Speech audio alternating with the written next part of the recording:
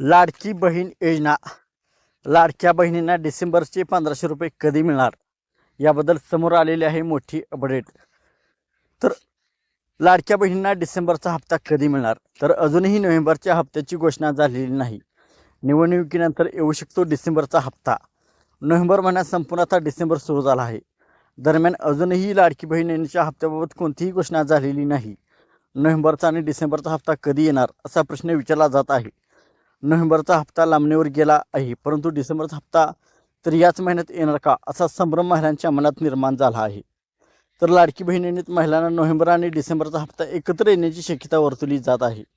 याबाबत कोणतीही अधिकृत घोषणा समोर आलेली नाही। डिसेंबरचा हप्ता कदाचित नगर परिषदेच्या निवडणुकीनंतर येऊ शकतो। याबाबत अधिक तटकरे लवकरच माहिती देतील। तर 31 डिसेंबरपर्यंत लाडकी बहीण योजनेसाठी ई-के-वाय-सी करण्याची अंतिम मुदत आहे। जर आपण ई-के-वाय-सी केली नाही तर आपणास पुढील हप्ते मिळणार नाहीत। तर 31 डिसेंबरपूर्वी सर्व लाडक्या बहिणींनी ई-के-वाय-सी करून घ्यावी।